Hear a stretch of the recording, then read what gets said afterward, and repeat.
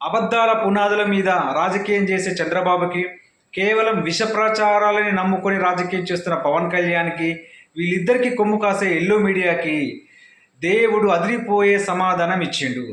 కర్మ ఖచ్చితంగా వీళ్ళు చేసే తప్పులకి, వీళ్ళు చేసే తప్పుడు ప్రచారాలకి ఒక ఫుల్ స్టాప్ పెట్టే విధంగా వీళ్ళని రెడ్ హ్యాండెడ్గా ఆంధ్ర రాష్ట్ర ప్రజల ముందు దోషులుగా నిలబెట్టిన ఘనత నిజంగా ఆ దేవునిదే. ఎందుకంటే అనునిత్యం జగన్ చేసిన మంచి మీద విషం జిమ్ముకుంటా రాజకీయాలలో పబ్బం గడుపుకుంటున్న ఈ ఈ చంద్రబాబు అండ్ కోకి అదిరిపోయే సమాధానంగా నకిలీ సారా కుంభకోణంలో సాక్షాత్తు టీడీపీ ఎమ్మెల్యేలు, మంత్రులు రెడ్ హ్యాండెడ్గా దొరికిపోయారు. ఇప్పుడు రెడ్ హ్యాండెడ్గా దొరికిపోయిన తర్వాత ఇక నువ్వు ఖచ్చితంగా ప్రజల ముందు దోషిగా నిలబడి తీరాల్సిందే. ఇందులో తప్పించుకోని విధంగా మీరు రెడ్ హ్యాండెడ్గా దొరికిపోయారు.